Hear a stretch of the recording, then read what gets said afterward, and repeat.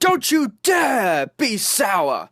Clap for your world-famous Virtual Stadium Tours guide and feel the power! It's a new day, yes it is! So today we're taking a look around the Nationwide Arena, and it is the home of the Columbus Blue Jackets, the NHL ice hockey side from America. And as always for you, the first fact I have on this stadium is its overall capacity. And like many indoor arenas, much like this one, it has several different capacities depending on what's actually happening in the stadium. For instance, if there is ice hockey happening in this very stadium, the overall capacity of it is around 18,500. Whereas if there's basketball happening, the stadium's capacity is 1,000 more than that, it's 19,500. But then again, if there's some sort of concert or show going on, the capacity is over 20,000. So it has three different capacities, and each of them vary very slightly depending on what's actually going on in the stadium. Just going to move on quickly now and talk about the construction of the stadium.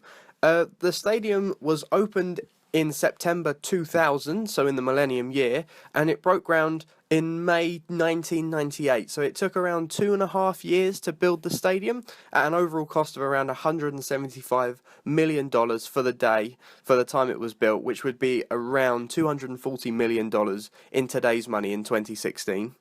And just taking a sidestep from the construction side of things into the ownership side of things, as I've already stated, this is called the Nationwide Arena, and that is because Nationwide, the bank, actually owns this arena. They paid for its construction in 1998, and obviously when it opened in 2000. Now in 2012, they actually sold the arena to the Dispatch Publishing Group. But it was actually far more complicated than it seems at first. It wasn't a straight sale, because Nationwide actually loaned the people that bought the arena around $43.33 million to buy it.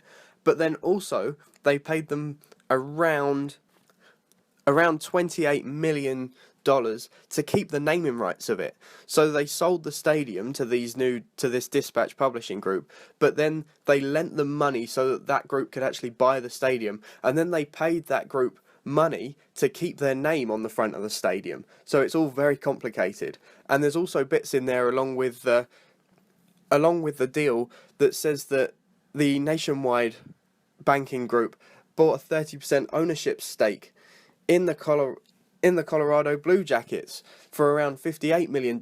So it's an incredibly complicated deal, and I've got it here in black and white in front of me, and I'm struggling to keep it all straight in my head, to be honest. But let's just leave it at that for now. That's the simplest I can put it. So let's move on now to a few other facts on the stadium. And the first one is that this stadium actually encompasses a practice rink in it. It's one of only 3 arenas in the NHL to be able to do this. So the Colorado Blue Jackets, they can actually train at the very same stadium that they perform at. Next, just a couple of other slightly weird and rather gruesome facts. The first one to begin with is that this arena has the only recorded death at an NHL game. In living memory, as far as I can tell, I can't find anything else recorded anywhere of a death during an NHL game when a hockey puck was deflected over the arena, over the glass boundaries that they have there, and struck a 13-year-old girl in the face and actually killed her, which is rather sad. But it did mean that the stadium had a huge overhaul of its safety devices, and it meant it got changed up quite a lot, not just for this stadium, but for almost every stadium in the NFL. They decided to change the safety aspects of the arenas slightly more, just to make it safer for the fans, quite rightly too. Also, just something else a little bit weird is that this arena was actually built on an old prison. The Ohio Penitentiary used to stand where the arena is now. To be specific, the arena stands in the old car park of the penitentiary. There's an old urban legend that the arena stands exactly where the cell block used to be. But again, going back to slightly gruesome circumstances, the penitentiary was actually closed down after there was a fire broke out there.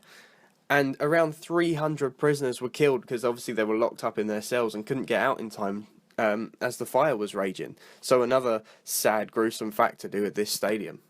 So let's move on to a few slightly happier facts now, and let's start with the sporting facts. This stadium opened in 2000, and the first ice hockey game that took place here was between the Columbus Blue Jackets, the home side, and the Chicago Blackhawks, which I believe the Blackhawks won 5-3. Is it goals in ice hockey? I don't know, but the Blackhawks won 5-3. Next, the NCAA Men's Division 1 basketball tournaments took place in this arena in 2004, 2007, 2012 and 2015, as well as the 2007 NHL entry draft took place in this stadium. Also, the stadium has hosted an MMA event. It's hosted UFC 68, UFC 82, UFC 96, as well as one WWE pay-per-view. Money in the Bank 2015 was held in this very stadium, this very arena. Also, just quickly, the National Hockey League All-Star Game in 2015 was also held in this stadium. So that's it pretty much for the major sporting events. Let's move on now to a couple of other things. In 2011, the North American Youth Congress was held in this very arena.